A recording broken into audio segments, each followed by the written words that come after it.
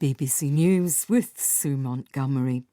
President Trump's global tariffs plan has been temporarily reinstated after a court agreed to pause a ruling blocking the sweeping trade levies while it considers the White House's appeal. For now, the Trump administration holds power to impose taxes on imported goods until the courts decide their validity. Here's our North America correspondent, Jake Kwan. It was only last night when the White House was given 10 days to drop its tariffs regime. Mr. Trump's lawyers challenged a ruling mere minutes later, and the U.S. Court of Appeals has paused the lower court's decision. Yesterday's ruling ordered the dismantling of Mr. Trump's tariffs, announced on what he called Liberation Day last month. The case is expected to play out in all levels of the courts across the U.S.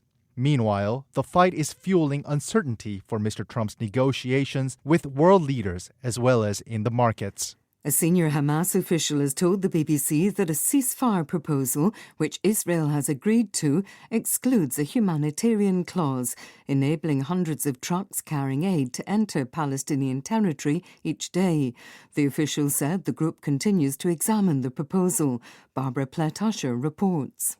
The White House says Israel signed off on the proposal before it went to Hamas, but an official from the Palestinian militant group said the deal, which would see the release of some hostages, contradicts previous discussions between Hamas and the U.S. envoy Steve Witkoff. He told the BBC the offer does not include guarantees the temporary truce would lead to a permanent ceasefire, nor a return to the humanitarian protocol that allowed hundreds of trucks of aid into Gaza daily.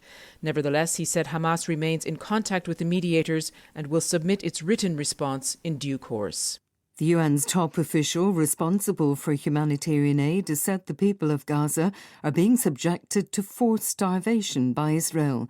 Tom Fletcher told the BBC that the world has a responsibility to take greater action to get aid in. Mr. Fletcher was speaking to the BBC's Fergal Keane. In strongly worded public statements, he's won praise from those arguing that Israel is committing genocide in Gaza and condemnation from Israel, which accuses him of taking the side of Hamas. In his BBC interview, Mr. Fletcher told me that the UN had seen forced starvation by Israel in Gaza. I asked him how future generations would judge the international response to Gaza. Mr. Fletcher said the judgment of history would be tough. We can't say we didn't know what was happening, he said. Officials in Mexico say 5 band members whose bodies have been found following their disappearance at the weekend were murdered by drug traffickers. The public prosecutor said 9 alleged members of the Gulf cartel were arrested on suspicion of killing the musicians. BBC News.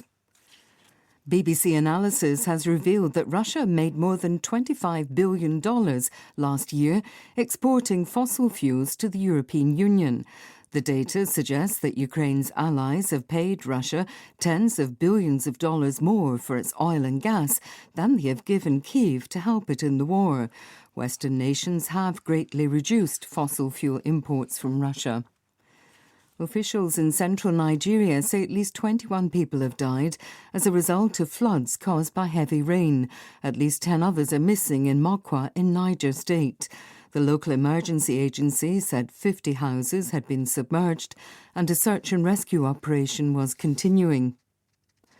Police in the English city of Liverpool say a 53-year-old man has been charged with 7 serious offences after a car hit crowds celebrating Liverpool Football Club's Premier League victory on Monday. The suspect has been named as Paul Doyle, a local businessman. Police say 79 people were injured in the incident. The youngest was 9 years old. The French government has announced a ban on smoking in all outdoor places. The health minister said the use of tobacco must stop where there are children. This report from Isabella Jewell. Currently in France, smoking is prohibited in areas such as workplaces, airports and train stations. With the new rules, which will be effective from July, smoking will not be allowed in any outdoor space that could be frequented by children, including beaches, parks, public gardens, outside schools, bus stops and sports venues. Breaking the new rules will incur a fine of around $150. The outdoor areas of cafes and bars, known as terrasses, will be exempt from the ban, as is the smoking of electronic cigarettes. BBC News.